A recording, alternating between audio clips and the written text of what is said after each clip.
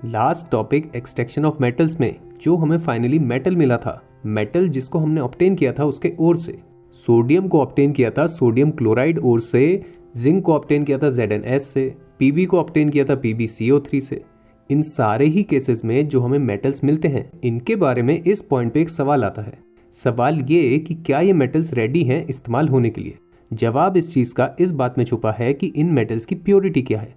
Purity इनकी होती है 98 से 99%, यानी कि 1 से 2% इम्प्योरिटी अभी भी इन मेटल में रिमेनिंग है, जिसको यहाँ पे फर्दर प्यूरिफाई करना ज़रूरी है ताकि हम इन मेटल्स को इस्तेमाल कर सकें।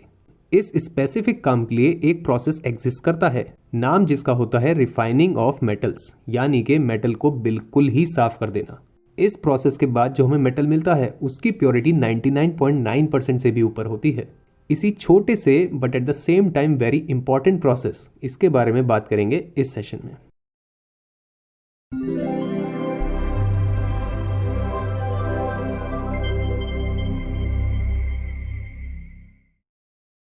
रिफाइनिंग का ये प्रोसेस हमारे पिछले वीडियो में पढ़े एक टॉपिक इलेक्ट्रोलिटिक रिडक्शन, जिसमें हमने बेसिकली बात करी थी इलेक्ट्रोलिसिस, उसी प्रोसेस पे बेस्ड है। यही कारण है कि इसको हम इलेक्ट्रोलिटिक रिफाइनिंग या फिर इलेक्ट्रो रिफाइनिंग के नाम से भी जानते हैं।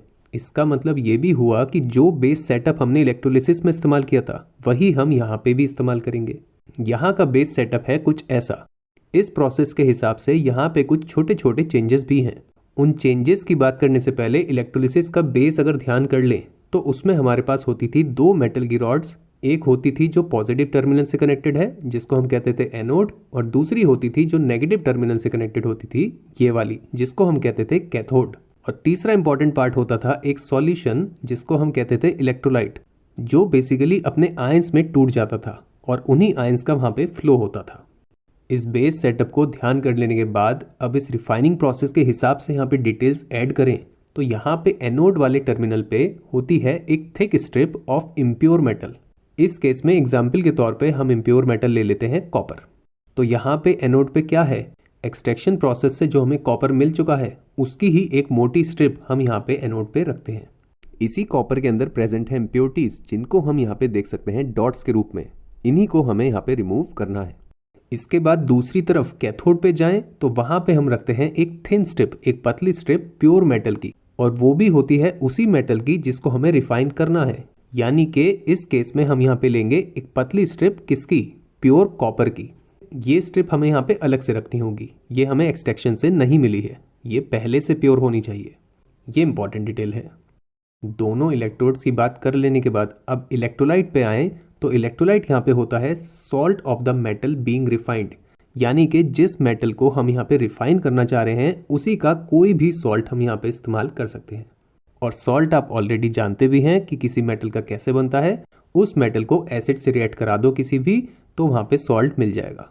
जैसे कि कॉपर के सॉल्ट क्या क्या है, HCl से रिएक्ट कराए तो CuCl2, H2SO4 से रिएक्ट कराए तो CuSO4, और HNO3 यानी कि नाइट्रिक एसिड से रिएक्ट कराया तो CuNO3 होल ट्वाइस। इन तीनों में से ही हम कोई भी सॉल्ट इस्तेमाल कर सकते हैं। ये हो जाता है हमारा एक्सपेरिमेंट का setup. Now we are ready to start the experiment. Main details अब यहाँ से आगे लेके चले तो एनोड पे क्या आ गया है, इम्प्योर कॉपर, और कैथोड पे आ गया है प्योर कॉपर। और इलेक्ट्रोलाइट हमने तीन जो हमारे पास चॉइसेस थी उनमें से एक ले लिया सॉल्ट CuSO4 कॉपर सल्फेट। अब हम जब इस सर्किट में करंट ऑन करेंगे तो जब वो करंट पास होगा इलेक्ट्रोलाइट के थ्रू, इस पॉइंट पे क्या होगा, इसमें होता ये है कि यहाँ पे जो एनोड पे ये वाली स्ट्रिप प्रेजेंट है, इसमें जितना भी प्योर मेटल है वो धीरे धीरे करके इलेक्ट्रोलाइट के अंदर डिसॉल्व होने लगता है, यानी कि घुलने लगता है। सिर्फ प्योर मेटल, इम्प्योरिटीज वहीं पे रहती हैं। कॉपर कलर का जो हमारा मेटल था वो आ गया इलेक्ट्रोलाइट के अंदर, लेकिन मेटल अभी हमें इलेक्ट्रोलाइट के अंदर तो चाहिए नहीं, तो अभी भी स्टेप यहाँ पे कंटिन्यू होता है और ये मेटल धीरे धीरे करके इकट्ठा होने लगता है कैथोड के ऊपर, यानी कि इस प्योर कॉपर की थिन स्ट्रिप के ऊपर। इसका मतलब क्या हुआ, अब ये स्ट्रिप कैसी होने लगेगी, धीरे धीरे थिक होने लगेगी। इस पॉइंट पे कैथोड के ऊपर हमें क्या मिल चुका है, प्योर कॉपर मिल चुका है। तो मेन पर्पस जो हमारा था वो तो फिनिश हो चुका है, पर एक छोटी सी चीज़ यहाँ पे और होती है। एनोड स्ट्रिप के ऊपर ये सारी जितनी भी इम्प्योरिटीज़ प्रेजेंट हैं ये यहाँ पे ऐसे के ऐसे नहीं रहती हैं, ये भी धीरे धीरे करके एनोड के नीचे सेटल डाउन हो जाती हैं, यानी कि धीरे धीरे वहाँ पे इकट्ठी हो जाती हैं।